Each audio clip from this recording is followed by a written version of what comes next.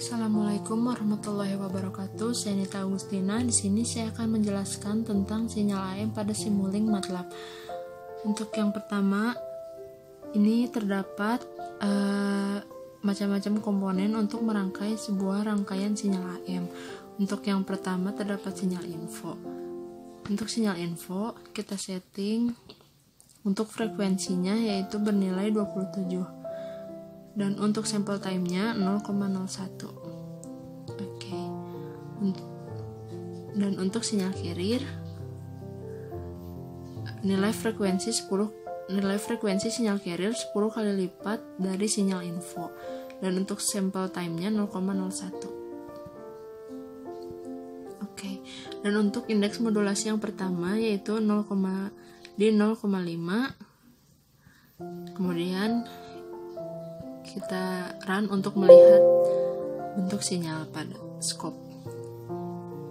Kemudian kita buka scope. Nah, berikut tampilan sinyal AM dengan indeks modulasi 0,5. Dan untuk yang kedua, nilai sinyal info dan sinyal carrier tidak dirubah. Kita hanya merubah indeks modulasinya saja. Kita rubah menjadi 1.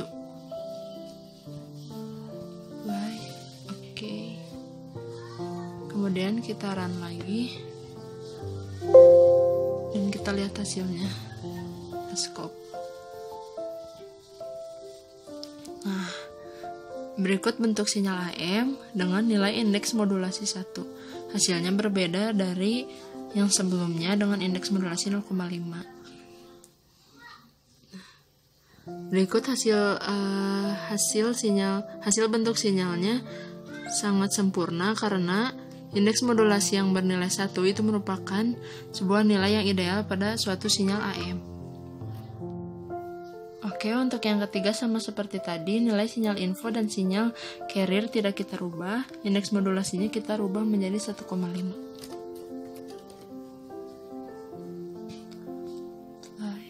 Oke. Lalu kita run. Kita lihat hasil bentuk sinyalnya. Nah, berikut bentuk sinyal dengan indeks modulasi 1,5.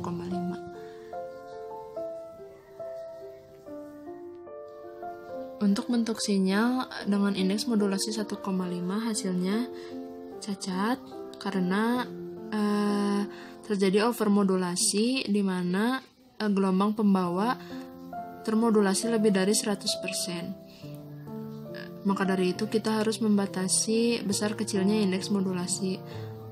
Dan untuk besaran ideal seperti yang telah dijelaskan tadi, besar indeks modulasi yaitu 1. Jadi kesimpulannya, apabila indeks modulasi terlalu besar, maka hasil sinyal termodulasi AM akan cacat. Dan apabila indeks modulasi terlalu rendah, maka daya sinyal termodulasi tidak maksimal. Untuk menghindari keadaan overmodulasi, yaitu ketika keadaan di mana gelombang pembawa termodulasi lebih dari 100%, maka kita harus dapat membatasi besar kecilnya modulasi yang terjadi. Hal ini dapat diatasi dengan cara menentukan nilai indeks modulasi. Kemudian saya akan menjelaskan tentang sinyal FM pada Simulink MATLAB. Di sini untuk komponennya masih sama yaitu sinyal info. Di sini nilai frekuensinya masih tetap 27 dan untuk sample time-nya 0,05. Oke. Dan untuk komponen kedua FM modulator passband. Nah, untuk nilai frekuensi pembawanya 270 dan untuk nilai frekuensi deviasinya 50. Oke, dan kemudian kita akan lihat bentuk sinyalnya.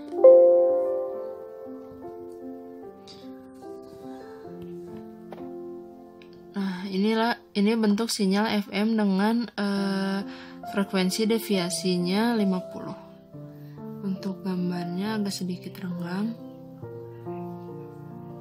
Dan untuk yang kedua, kita rubah nilai frekuensi deviasinya menjadi 2 kali lipatnya, 100 play. Oke. Nah, kemudian kita run dan kita lihat hasil bentuk sinyalnya.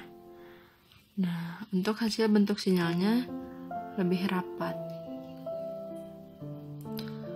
Karena semakin besar amplitude pemodulasinya, maka akan semakin besar pula frekuensinya. Berikut merupakan gambarnya. Jadi kesimpulannya, semakin besar amplitudo sinyal pemodulasi, maka semakin besar pula frekuensi sinyal termodulasi FM. Besar selisih antara frekuensi sinyal termodulasi FM pada suatu saat dengan frekuensi sinyal pembawa disebut dengan deviasi.